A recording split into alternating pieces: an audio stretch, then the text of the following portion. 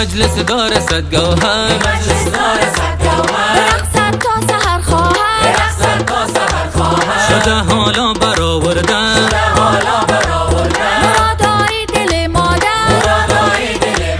دعاها میکنیم از دل شوین پیر پای هم دیگر، همه با هم کنار هم بگردد زندگی خوشتر.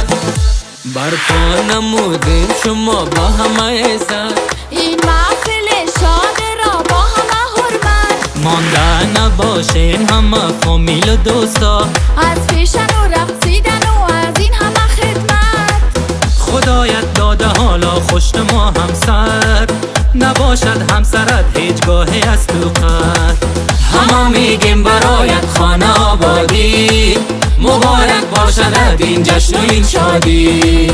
همه میگیم برایت خانه آبادی، مبارک باشد این جشن و این شادی.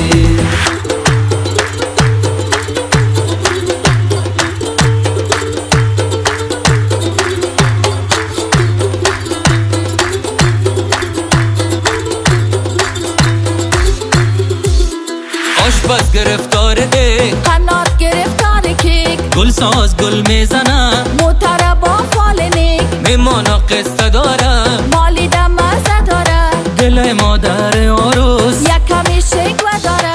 چرا مادر جان دلکت پر غم مباد، دعا بتی دختره هرچی که شد باد آباد. خواه خانده ای عروس میرقصد خندان و شاد، آمد به میدان رفیق زور داماد، از خوشی همه دوستان را اندازن چی غداد.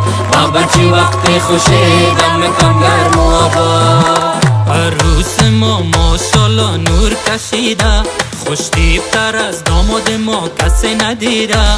دزدیده داماد بوسه ای از روی عروس جان، شرمیده عروس خانم کمی رنگش پریده. شدی تو قرضدار از دست این سیالین، مبارک محفل و این جیبای خالی.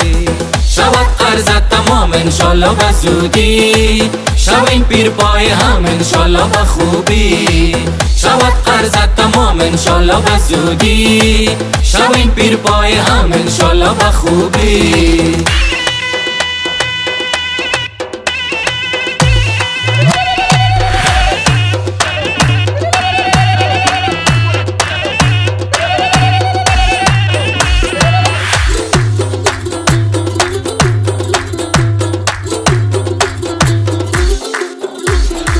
وفاداری کنید با هم، که مشکل ها بگردد کم، با وقت خوشی ها یا غم، بگردید هم دل و همدم، بیارید چم و آینه شیرینی نقل و هم خینه، بجا بیاوریم با هم رسم و رواج دیرینه. برپا نمودیم شما با همه سر، این محفل شاد را با همه حرمت، مانده نباشین همه فامیل و دوستا، از فیشن و رقصیدن و از این همه خدمت. خدایت داده حالا خوشت ما همسر، نباشد همسرت هیچگاهی از تو قد. همه میگیم برایت خانه آبادی، مبارک باشد این جشن و این شادی.